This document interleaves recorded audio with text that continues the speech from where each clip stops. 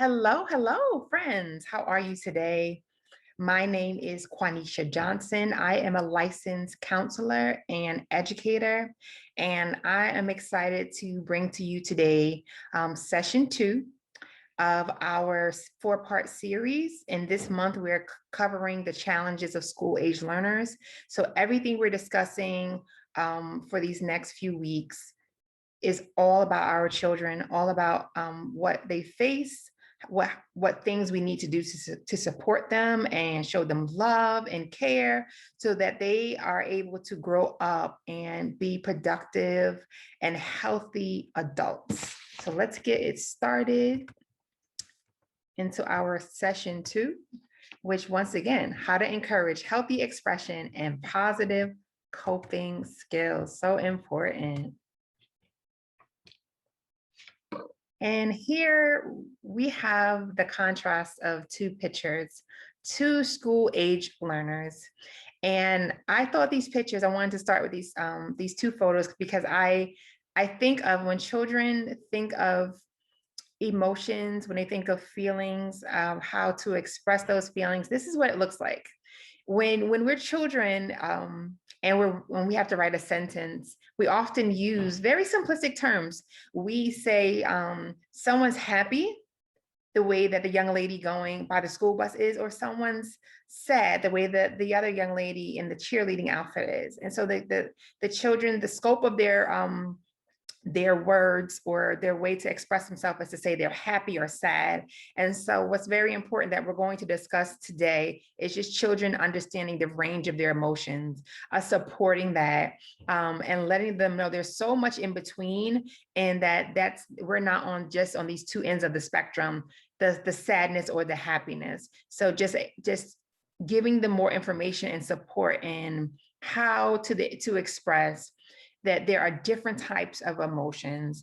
And so I thought these pictures rather, were just an indication of how children see things. They see it where it's that black and white for them. And it's actually a little bit more complex than that. So let's talk a little bit about emotional expression, because we're talking about, in our title, we said we wanted them to express themselves in a healthy way. Healthy is the operative word. So emotional expression. So we want our children to understand that emotions are natural. They are natural, and what that means is that they're not something that we have to look at as a right or wrong. I often, when I work with people, explain to them that feelings are not right or wrong, they just are. And so it's not, if someone is feeling a sense of joy, or if they feel a sense of sadness or whatever that emotion is, or whatever that feeling may be, that it's natural. It's not a right or wrong thing. They're natural. Emotions may be apparent or subtle in nature. So when I say apparent or subtle, just meaning that we are not always able to identify someone's emotions from face value. It does not always appear on the surface. And so it may be very obvious how someone is feeling or what their experience is, or that may manifest very subtly. And we will see that with children. It can be expressed consciously or unconsciously. And so when we're even saying unconsciously, we're talking about without being realized and not knowing. And that is very possible with our emotions, that we just don't even know we have these behaviors and we haven't really tapped into what is really going on inside of us. So the experience can be something we're well aware of, which is conscious, or when it's not realized at all. And we experience many emotions. There is many. I showed you the picture of the 2 examples of how emotions may manifest on someone's face. You may see a smile or there may be a frown. But in fact, with our emotions and how they show up, we experience so many. There are so many different emotions. There's been research that we have that there are 27 emotions.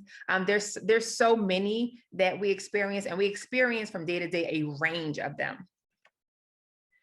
The range of emotions is impacted by so many different things. The range is impacted by our behavior, the culture, our culture that of the family we're born into, the greater culture of society, and definitely previous traumatic experiences. So when, for example, we have a traumatic experience, it definitely causes a change in our emotions. It impacts those things. And so a lot of people, when they're experiencing trauma, they may have PTSD, post-traumatic stress disorder, increased fear, feelings of anxiety, anger, sadness. There's some guilt, shame, all of those different emotions. So the range of our emotions are experienced by, are impacted by different things. Emotions can be expressed verbally or non-verbally. And so ultimately, it goes by, we can't always see it and we can't always hear it, right? With emotions. It's not something that's always so apparent. And it is important with our children for us as the adults to pay attention to not only the verbal cues, but the non-verbal cues. And so if, for example, someone is, for example, quiet, or a child is extremely quiet. Let's say you're a teacher and your child's quiet in your classroom.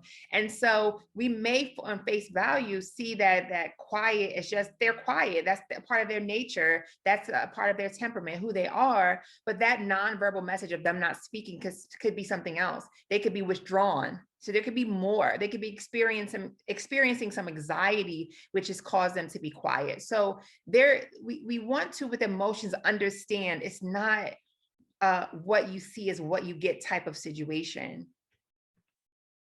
And so just tying into that, the body language will send different signals of emotions.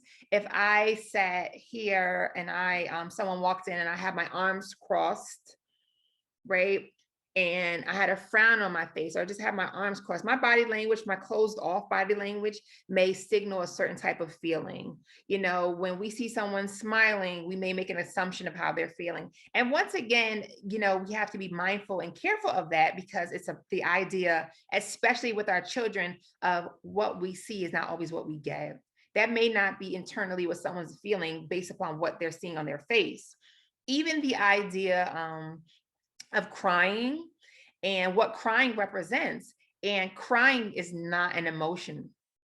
I repeat, crying is not an emotion. It's the manifestation of an emotional state. And so I've watched an extremely funny movie and I've laughed so hard because I have so much joy about it that I cry. Something good happens in life and you cry. You cry when you're disappointed. You cry when you're sad. You cry when you're extremely happy. So it's just a manifestation of an emotional state. And so crying is not an emotion at all. So we just have to pay attention with children to those signals, those body language signals. And so children experience emotions just like us. I know it's challenging to see because the scope of their experiences sometimes are very limited because they're children, but everything I named before, anger, anxiety, fear, they have those same emotions. They don't experience different emotions just because, as I stated earlier with the two pictures, we had the young ladies, one was frowning, one was smiling. And when children sometimes write sentences out, or you're asking them about how they're doing or feeling, they might say sad, happy, bad, and they express those things in very simplistic terms. So just because they're verbalizing that doesn't mean that they don't experience the range just as we do as adults. So sometimes, as I stated in the last slide, it can be really difficult to recognize, for them, interpret, and then express. And so that is our job as adults. And this is what we're talking about today, the encouragement and teaching them how to recognize, how to interpret, right? So how to understand like what's going on with them, and then how to, in a healthy way, how do I need to express what I am feeling? How do I need to express this specific emotion? So a child's emotions are very real to them. even though as adults we can't always understand it, it doesn't always make sense to us. And so it's really important that we validate that child. And because emotions are natural, they're a natural part of the human experience, that we understand and let them know that what's real to them is real to them, that feelings are not right or wrong, right? So we may not be in agreement, we may not understand, but those emotions are real to that child. Children may act out as a way of expressing emotions, and we could say, what act out looks like. And so sometimes, for example, a tantrum, if a child's having a tantrum, they're not acting bad. It is they're manifesting an emotion, they're having a feeling. And so we have to look deeper into what's going on, and understand it, and not always look at it for the surface level of what it is. So what we're teaching our children to do is work to understand what's going on with them, to feel it, and then to work to move forward. We're teaching children, and this may be a lesson for us as adults: understand, feel, and move forward. We should not be in the business as adults of stunting our children's emotional growth, telling them they should not feel that way, right? But helping them to understand, because emotions can be complex, because the scope of their experiences are limited, because in a situation where a child may experience a traumatic event or have traumatic experiences and trauma changing their brain, and they are thinking differently and responding differently and may not understand why they are doing that. So our goal as adults is to help, and for ourselves as well, to try to understand, allow ourselves to feel, and then work to, how do I move forward? Emotions. I love, if you look at emotion, if you look at the word right now, there's motion in that word, right? Of emotion.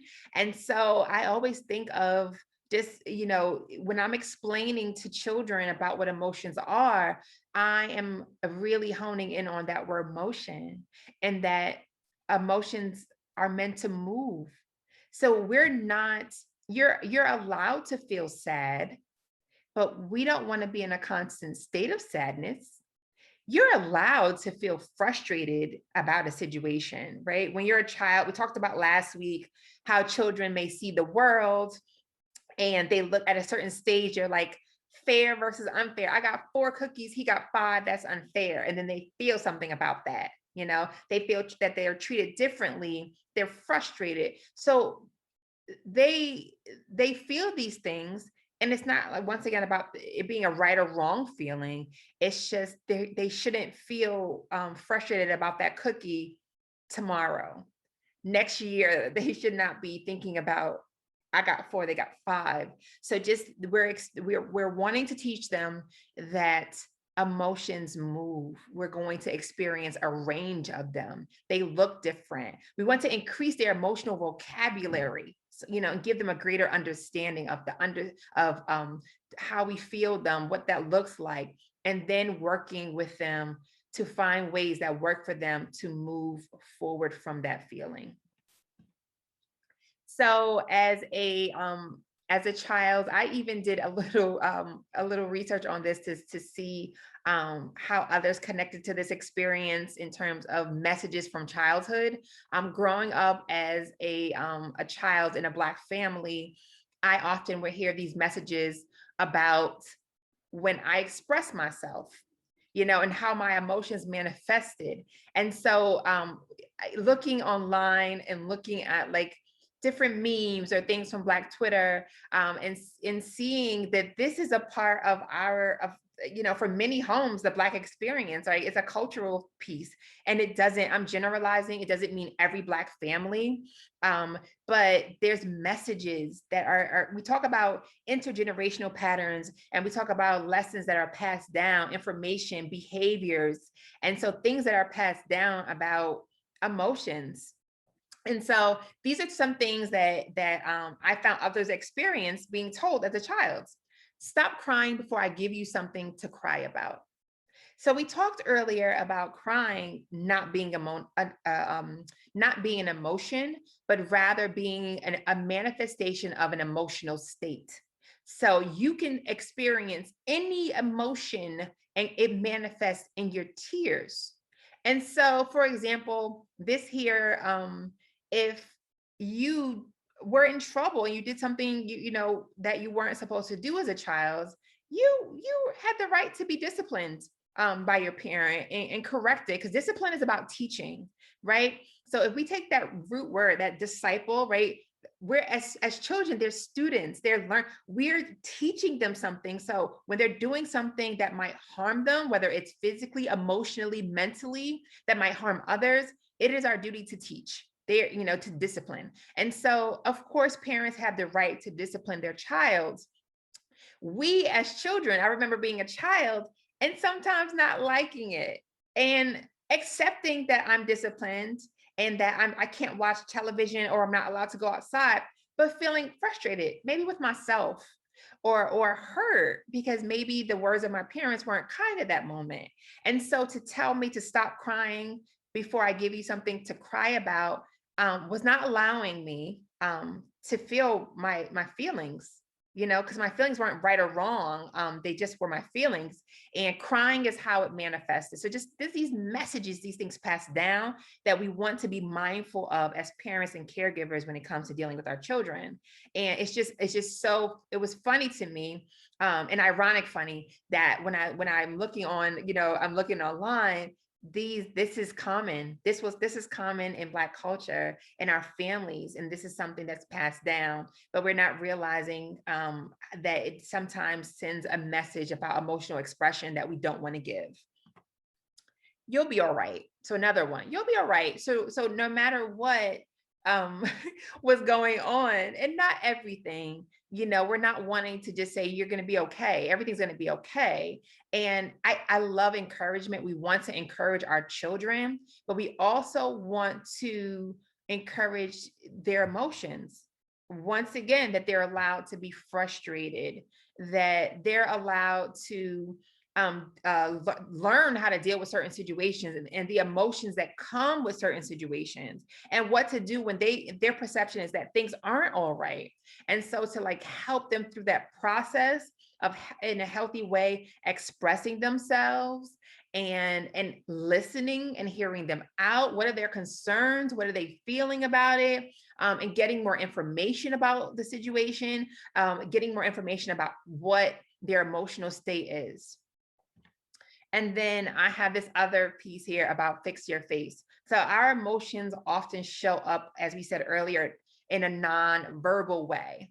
So we don't always have to say, I'm happy, I'm sad, I'm frustrated, because it manifests on the face. And so remembering hearing this to fix your face, because in some way, I suppose it was offensive to show the emotional state on our faces as children. So we just want to be mindful of these things, and the messages behind them, in telling children to fix their face, as if the face is broken, as if a frown is going to be detrimental, or if something's wrong with it. So it is not a conversation about criticizing my upbringing or criticizing any parent that has utilized these terms, but just being mindful of, we're wanting to encourage healthy expression.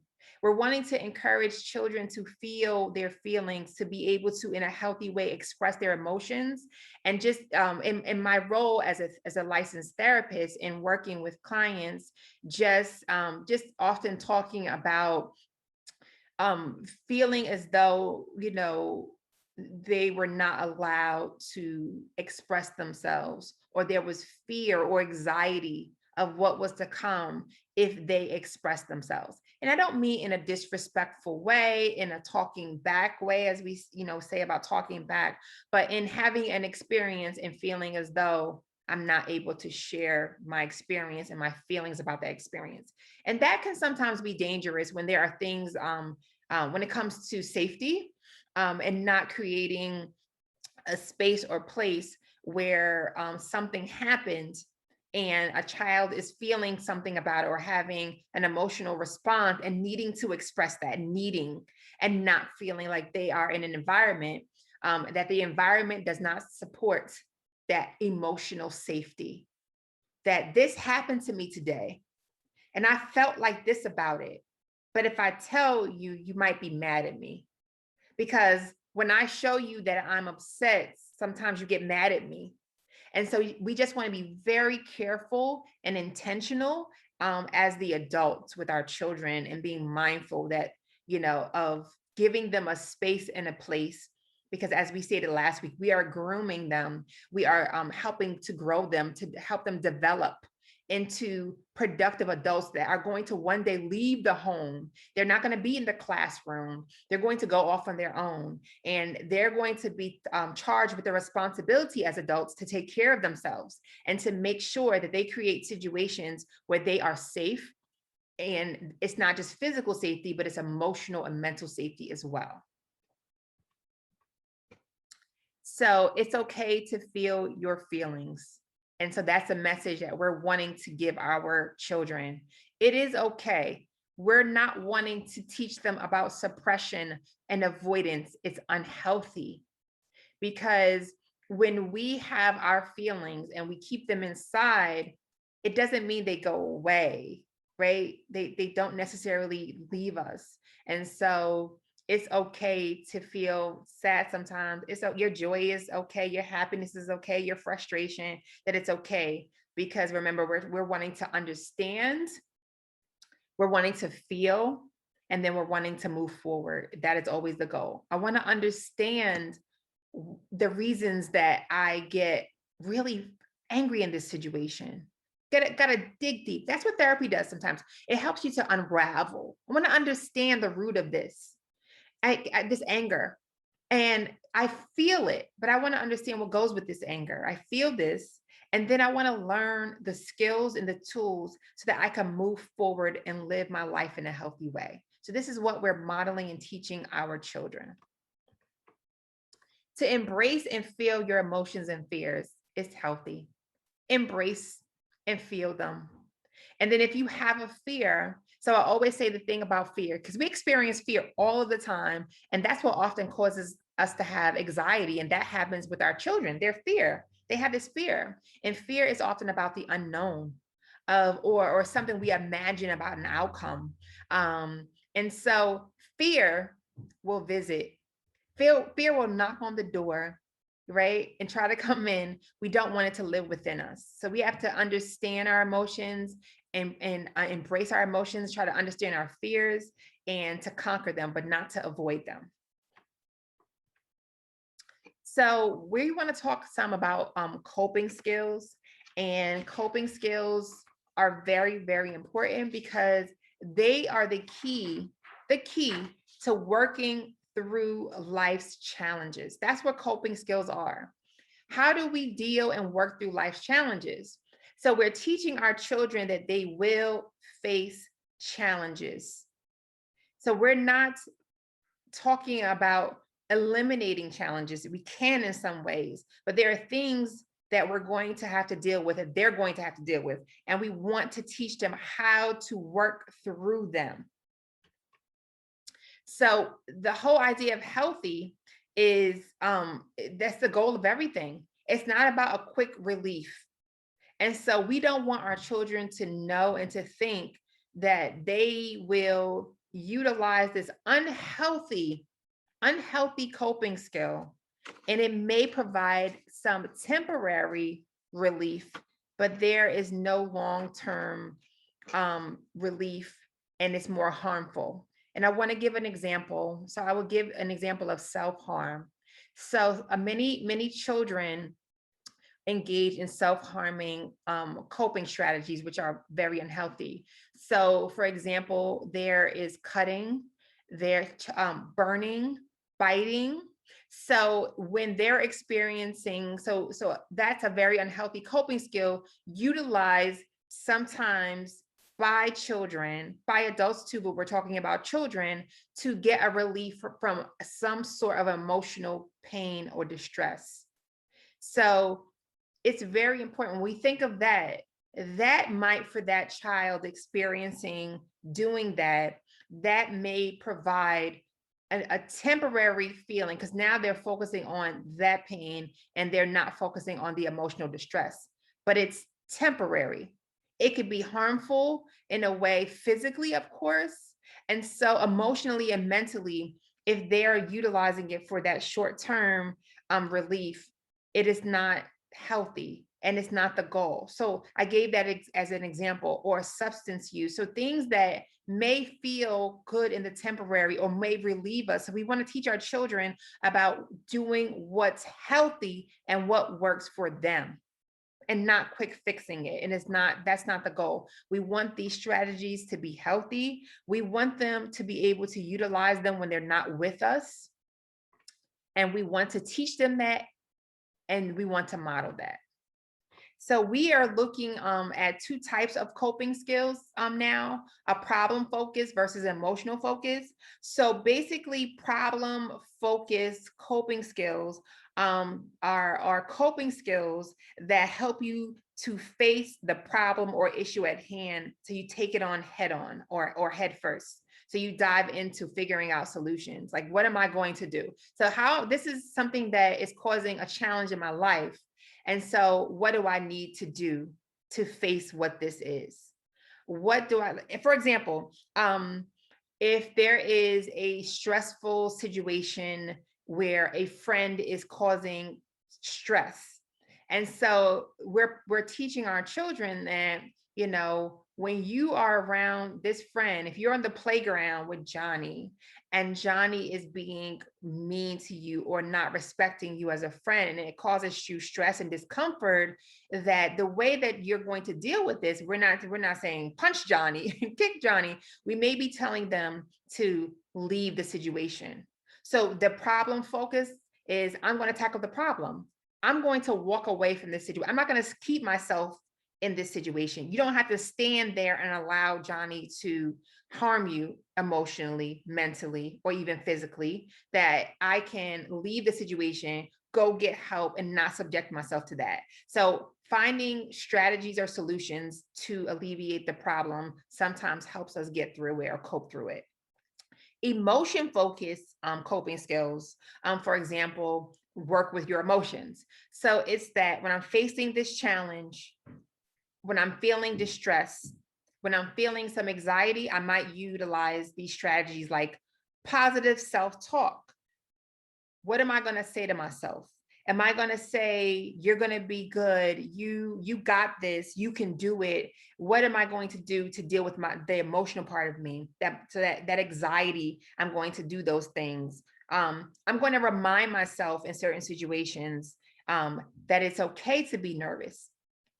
Our children are often very nervous when they're facing situations, and we often think that being nervous is just the end of the world. And so we want to tell them that in these situations like this, it's okay to feel nervous. If you have a test or you're facing something that you've never faced before, you're going to feel nerves, you're going to feel nervous, and that it's okay to feel nervous. We don't want our nervousness to overwhelm us and to cause us to not perform or to move forward.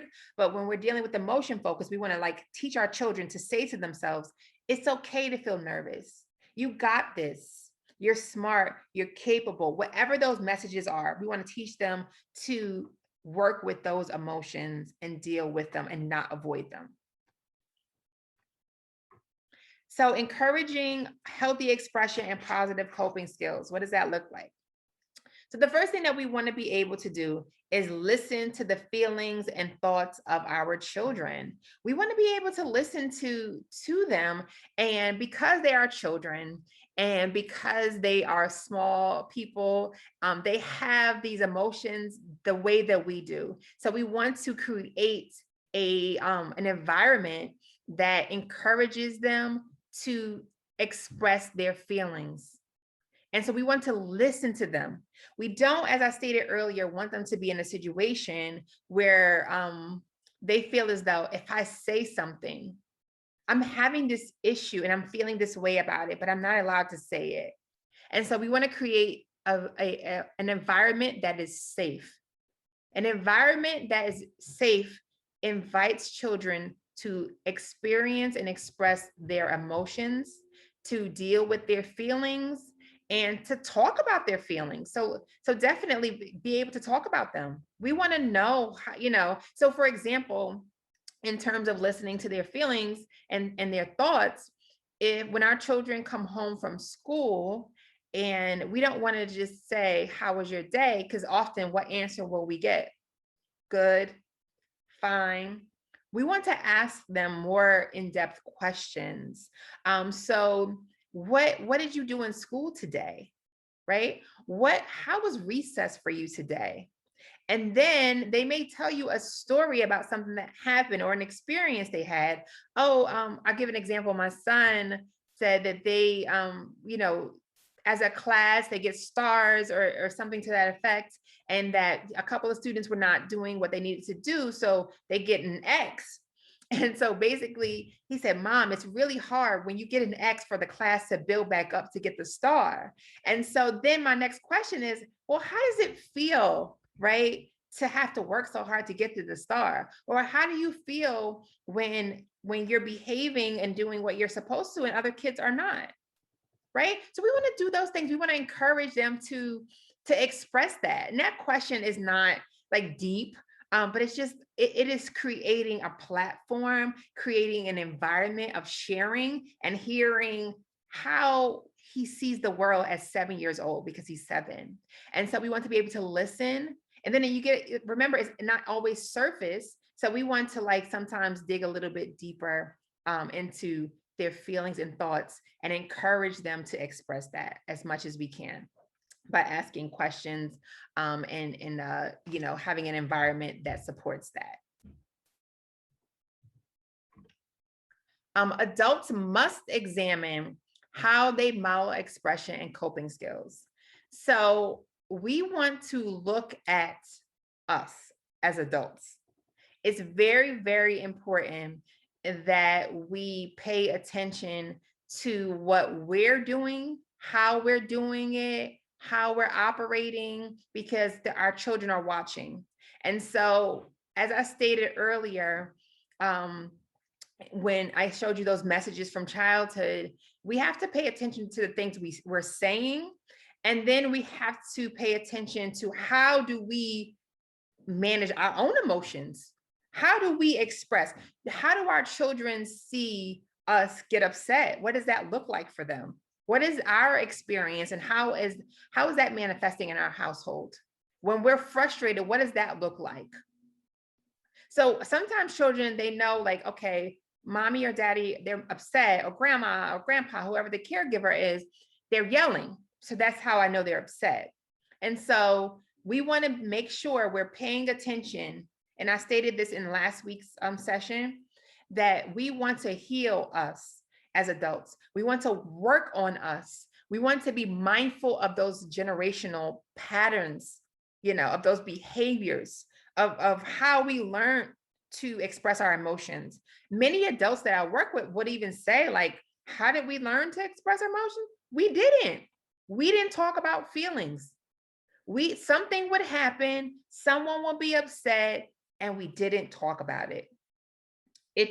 We went about our business, and we didn't deal with it.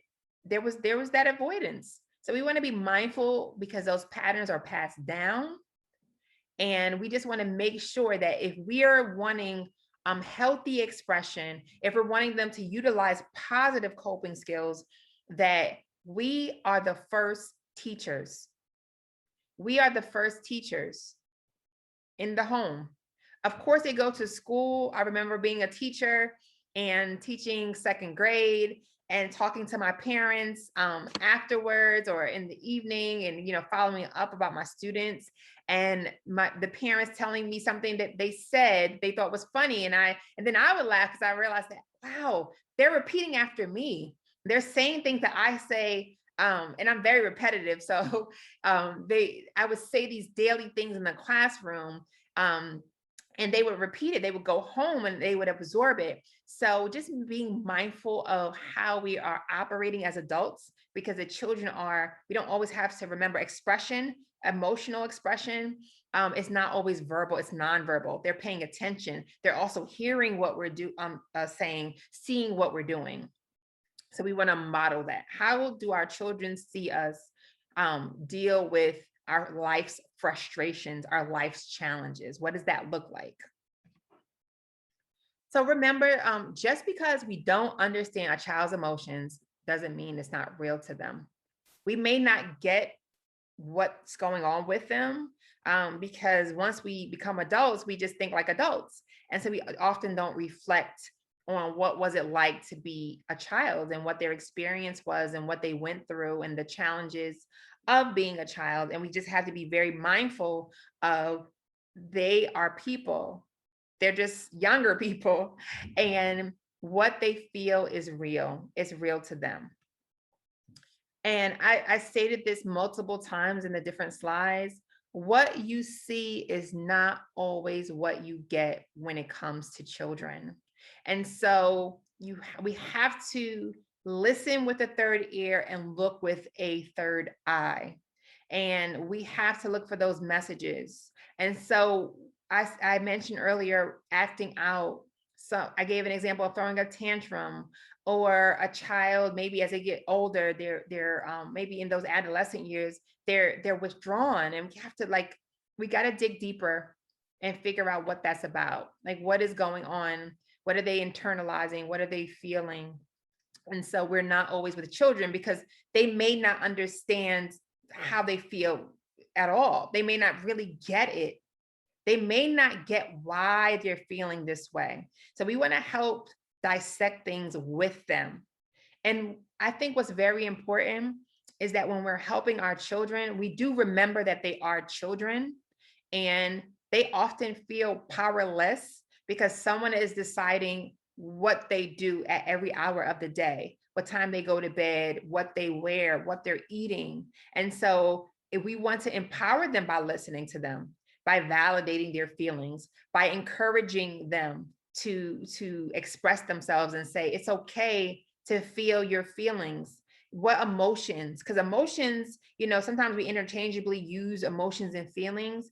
And so feelings have more of a surface level expression where there's more in depth with emotion when we say that word, although we use it interchangeably. So we want to be able to really, really try to help them to understand what's going on, because we have that, remember, when they're younger, especially those really early years of school, I'm happy, I'm sad, mad, bad, like those really simplistic terms. And they may not be able to say, I'm really scared because I don't know what's going to happen next. Or we talked about what our children are witnessing in the media, and they may be aware of what's going on, for example, with the Derek Chauvin trial, and hear the details because a parent or a family member is watching it, and they're hearing it, and then they may be alarmed, and they're not going to go, Mom, Dad, Grandma, I'm alarmed. I'm confused as to what's going on. I'm scared because George Floyd looks like Daddy. And I'm scared. Or George Floyd, like I might look like George Floyd when I get older. Like, Mom, there may be some things, and they're not going to be able to. They may not be those simplistic words. They may not be happy, mad, bad, sad. They may feel confusion, frustration, perplexed, but they're not. They don't have the vocabulary yet to express that. So they may not understand. They may think fear is only something that you experience when, like, okay, I'm scared because it's dark. I'm scared of the dark. Yeah, children are scared of the dark. Or I'm scared of monsters. Or they may understand fear just on that level and not understand that fear could be of a situation, of an outcome, of what's to happen next. It may look different. So what we're doing as adults is we're just encouraging, we're having conversations, and we're giving them, we're asking those questions I asked my son to kind of get them or set the stage for emotional expression, for having an experience or a situation and learning how to dissect their thoughts and feelings about it. And so ultimately, when we are talking to children about how they're feeling, we want to make sure that we are meeting them where they are because they're still children. And so we're providing examples, practical examples that work for the scope of their experiences and that they can understand. We want to normalize feelings and emotions. They're healthy. There's nothing wrong with them. Feelings are feelings. We want to experience the range of them. Emotions are meant to move. We don't always feel the same way. There's nothing wrong with you. If you're sad about something or upset, it's nothing wrong with you. Someone may not agree with your anger, or they may not like that you're frustrated, but it's okay to feel your feelings. And then we're trying to understand, you feel them, and then we want to move forward. Teaching our children, and for us as adults as well, that anger is a secondary emotion. And so when I say that, it's not a primary emotion, it's a secondary, because the way that I want to explain it, that we can explain to our children, is that they can get angry. They're allowed. Like, anger is not the end of the world. We don't want to be angry and break a window. We don't want to be angry and punch the walls and and hurt ourselves and break the walls or hit a person. But we want to really, when we're angry, we want to look at what does that go with? What emotion really am I feeling? What's my primary emotion? But anger showed up first. So what else am I feeling? So something might make me, if I'm in school, someone called me a name, I'm angry. They called me a name. They made fun of my name. What else am I feeling that I might not understand? I might be frustrated. I might be sad. I might be embarrassed because the kids were laughing, but anger came out first. So we want to teach our children to identify different types of emotions. What else is going on? Hey, they called you a name, and you went and you threw a rock, at the window, and you broke the window, right? That's a real extreme response for someone calling you a name. And I'm not minimalizing it. So what else was going on?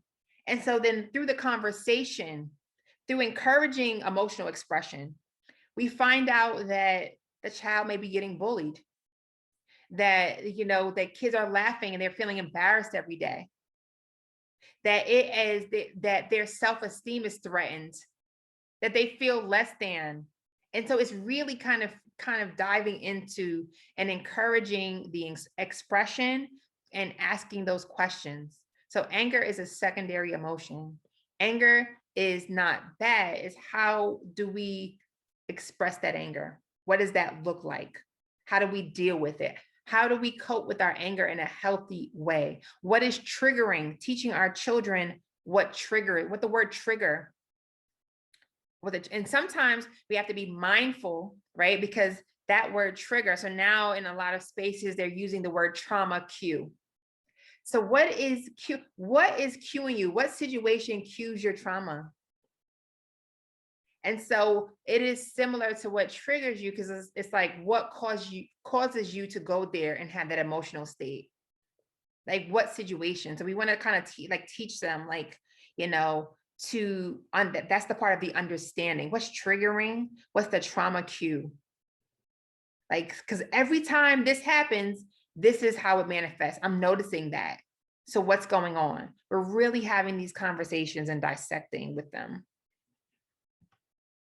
So we want to help children connect the dots. So as I've been stating, what is happening? What's going on right now? I noticed that you're crying. What's happening? What are you feeling? And so we want to also just ask them or work with them. What is a positive response to this situation? What else could you do? How else can we handle this situation? What's going on? So basically all of these questions want to dig deeper into what they're feeling, and then encouraging how to express this. Every outcome is not going to be positive, but we want to help them to figure out what is the most positive response that we can have to that situation. We don't want to throw a rock at the window when we're upset. So we want to teach them those strategies and those tools. So here I want to give one strategy to start with that we can teach our children. We want to teach them NBC, like the station. And NBC stands for notice, breathe, and cope. We want to explain to children how important it is to pay attention to their bodies and to those signals. Where do you feel your frustration? You feel anxious and nervous. What does that feel like in your body? We want to help them to identify that. So that's what the notice is. And so sometimes when someone gets angry, for some, they turn red. For some, their muscles tighten. For some, they feel like butterflies in their stomach. For some, they have a rapid heart rate. For some, their breathing changes. For some, they begin shaking. So we want to help our children in terms of learning about who they are, how to express themselves, what impacts them. We want to have them notice. We have to notice first. That's for us too as adults. Paying attention to your body. Where do you feel that? I feel that in my stomach. Or I'm shaking. I'm starting to feel, so that they can maybe get ahead of it or catch it. So if I'm noticing, now I can signal, I can tell myself, I'm starting to feel in my body, something's rising up. I'm getting some tension in my head. There's this situation that's occurring. I'm noticing something starting. Teaching our children to pay attention to their body's signals. Then I'm going to take deep breaths. And so for young children, what I like to teach them and that they love, and I love to, is hot chocolate breathing. So hot chocolate breathing. So the scenario I set up with children, and I find that this has worked on very young children and or a little bit older as well. So I set up the scenario. I tell them, I say, hey, and hopefully all kids like hot chocolate. But most of them, so far, so good. Every child I've worked with, they like hot chocolate. So I say, I want you to envision a cup of hot chocolate. So like I said, think about your favorite mug, right, of hot chocolate. And I said, here we go. And I said, what happens? So let's go through the steps. So we said, we put the chocolate in the cup if we have a pack, right? And then I said, what do you need next? And I said, oh, mom or dad, they have to boil the hot water. Some make it with hot milk. I said, we're going to pour it in, right? Have your mug there, pour it in. And I said, it's really when you start off with that hot chocolate, it's really what? And they go, hot. The hot chocolate is hot. I said, so we have to wait, right? And so the first thing that we're going to do as we're waiting for our hot chocolate, it smells what? It smells so good. So we're going to take our cup and we're going to envision this cup of hot chocolate. And then we're going to smell it first. We can't taste it first. Let's smell it. So here's our breathing. First, just the thought of hot chocolate and just what the warmth of it, what it does. So now we're taking a deep breath, hot chocolate breathing, because we're going to breathe in that yummy, just delectable, just smell, right? And we're going to take our cups and we're going to go. And I said, then guess what happens? What do you do when your hot chocolate's really, really hot and you're ready to drink it? And they go, we blow it.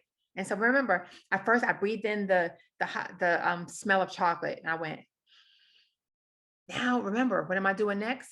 I'm blowing. I said, but what happens if you blow too hard? They're like, the chocolate goes all over the place. So guess what I'm doing? Remember, I'm taking a deep breath in and then I'm blowing it out.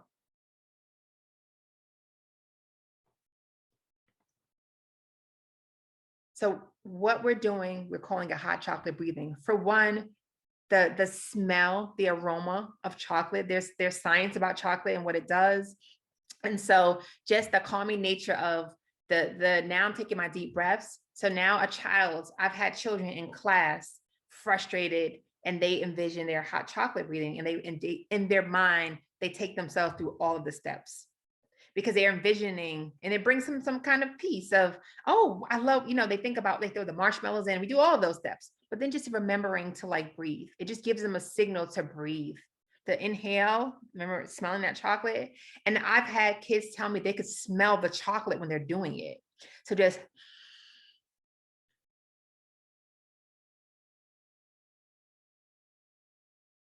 so noticing, paying attention to the body, deep breaths. And I gave the example of hot chocolate breathing. They can do that multiple times. So we're noticing this signal, we're taking deep breaths, and then we're going to figure out what our coping skill might be. And one of our coping skills could be our breathing. It could stop there. So, or it could be, they could need to go for a walk. They might need a drink of water. It might be journaling. There's so many things. It's whatever works. So a healthy coping skill are ways that, what can they identify that helps them to de-stress? It may just be a minute of like coloring in a coloring book. It may be for just getting up and just take a walk. Take a quick walk. It may be to write, like I said, journaling, writing it out. It may be, I know when kids were able to go to school pre-pandemic, they have a visit to their school counselor just to kind of talk and sit for a moment. So just figuring out what are those ways. I love breathing as a method, because if we teach our children about breathing, just to kind of stabilize ourselves, your breath goes everywhere with you. I might not have a journal, but if we teach them at least to learn how to breathe, right? To give that brain some oxygen, and then it signals the body, like, what am I going to do next? I need to be stable. Don't need to be hysterical. I'm going to breathe. I'm going to notice, I'm going to breathe. And I'm going to figure out what do I need to do to cope. So we want to notice, breathe, cope. Teaching our children about emotional first aid. So I first learned about this term from a book that I read a few years ago, and it's Emotional First Aid. The author is Guy Winch. And so I love this idea. And basically it stresses the importance, this whole concept of emotional first aid, of taking care of our bodies the way that we take care of our minds. So I think there's so much importance in that idea, because kids learn from very early on that if they fall off of that bike, they're coming to you for a what? For a Band-Aid. They know about boo-boos. They're conditioned to know that body pains and aches are no good. That's excellent. We shouldn't change that. But we want to also help them deal with emotional first aid. How, when we're having emotional wounds and we're hurt emotionally, what needs to be done? We need to give the same first aid. What type of Band-Aid, what type of cure, what type of medicine do the emotions need? And so in this whole topic of emotional first aid, it talks about helping, because this is what adults deal with. Dealing with what does it look like for failure? Like if I don't get something correct, or I don't get something, or if I don't pass a test or I fail a test, what does that look like? And how to help them deal with what emotionally comes with the idea of failure. Brooding. So, sometimes children, especially in the adolescent years, get into these thoughts over and over again, and they can't, the thoughts are ruminating, helping them to deal with that. What guilt looks like, how to deal with guilt, low self-esteem. In our lives, we will be rejected, right? What emotions come along with rejection? We become adults, and then we're like, what do we do with it? And then we struggle because we don't know how to be rejected. And it's something that we can't avoid in our life, whether it's going to be rejected by a person, whether it's a significant other, a friend. We don't get a job we apply to, and dealing with the emotional part, loss, and dealing with trauma, the emotions that come with that. And then sometimes even loneliness. Our kids now are isolated. They're in the house, they can't go out. Some kids have not stepped into a school building. So it's just really working with their emotions and teaching them about different types of emotions and things they're going to go through and things they may experience, and understanding what rejection feels like and how to work through our emotions. So we want to, as adults, try to look through their lens. How do they see things? And so we want to make sure that we're not forgetting of where we came from as adults, and try to see things through the eyes of a child. because they've never been adults, but we have been children. And so we want to make sure that we are, even if we've never, as their caregivers and their parents, have had an environment that encouraged us to express themselves, we want to examine how that worked out for us.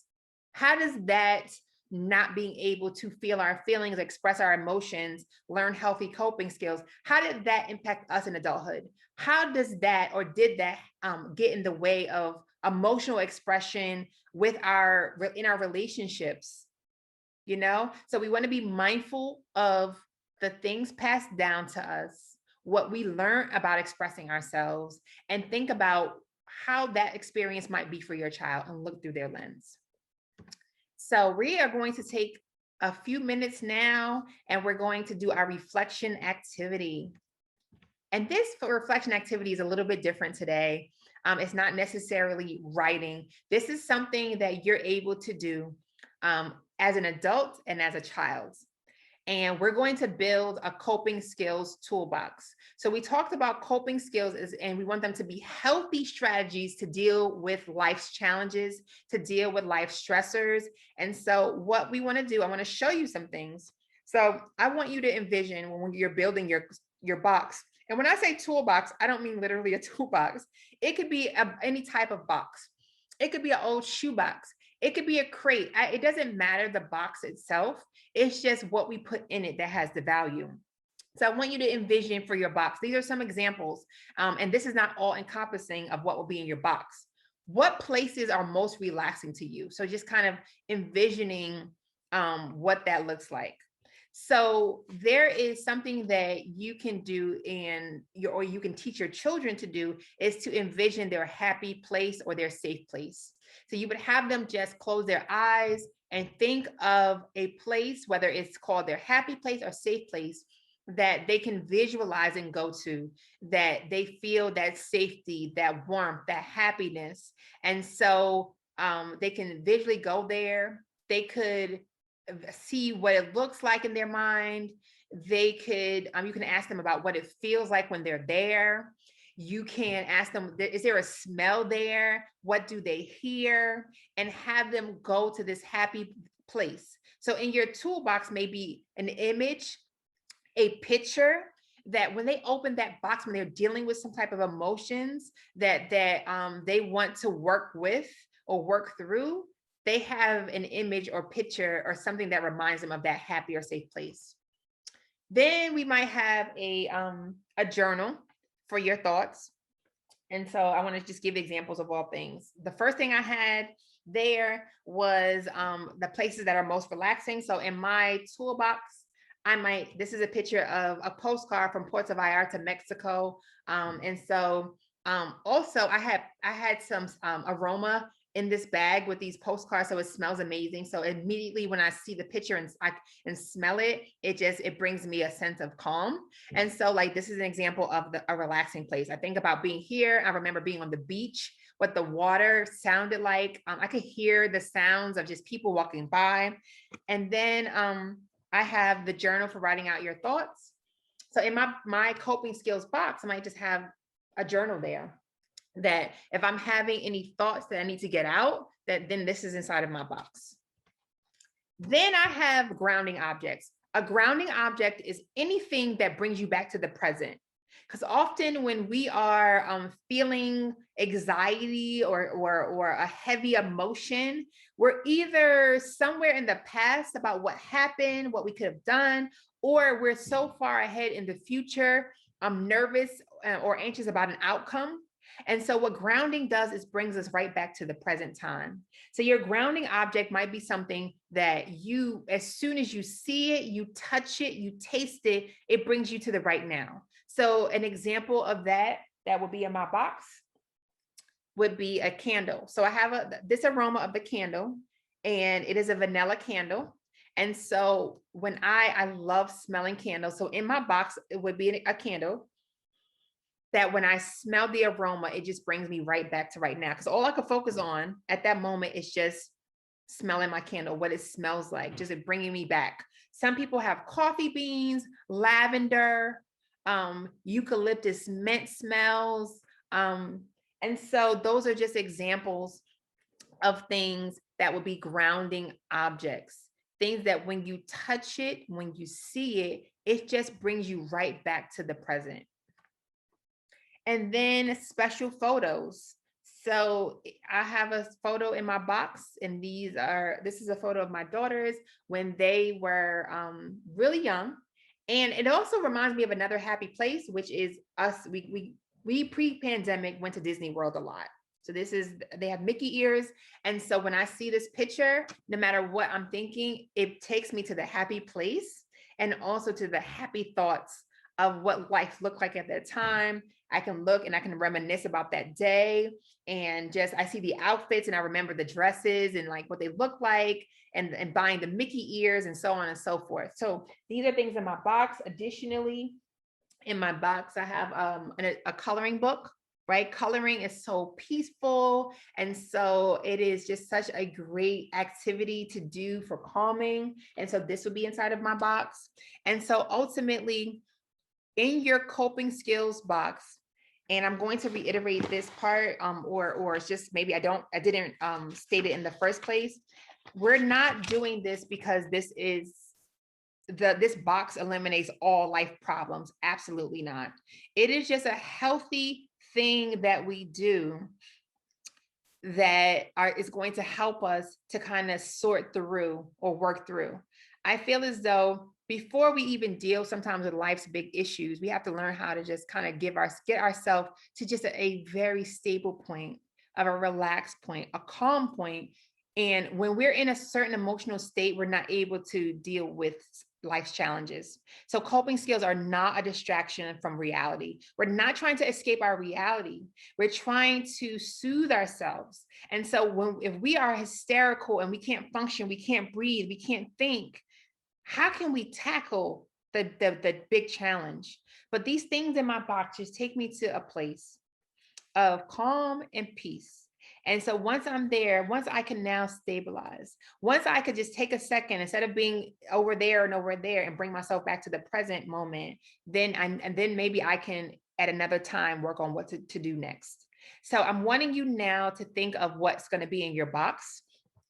And your box going to have anything, I gave examples, but anything that you want in it that is going to be healthy. Another example is music. You could put even titles to songs that you listen to. It's CDs. I know no one listens to CDs anymore, but just discovering those things. And your child can do the same exact thing. Build that box. When they feel a level of distress or they're feeling sad or whatever the emotion is, remind them of that box they built. Make it fun. With children and parents, sometimes they've decorated the box and just have done things, and that's their thing. Those are their coping tools. Those are things in that box that brings them peace. So I challenge parents to do it for yourself. It might look different for you. I have one more last thing I have in my box. I love these face masks. So it reminds me of relaxing. And so ultimately you're building your box, you're building something for you, and you're encouraging your child to do the same exact thing. So that is the importance of building a coping skills toolbox. So I thank you so much for listening to our conversation today about healthy expression in our children and positive coping skills. I hope that the information today is useful and it helps your child or the children that you work with, and that you look at expression, emotions, coping skills in a different light, and that it's something that we can all do, just encouraging our children, the children, if you're a parent, your caregiver, if you're a teacher, just making sure that we remember that these young people are going to go off one day and be on their own. And so we want to encourage them to be able to do this, to be able to express themselves in a positive way and find ways to deal with different types of emotion and to deal with the range of our emotions. So as always, take care of yourself, take care of each other, take care of our children, and I will see you soon. Bye-bye.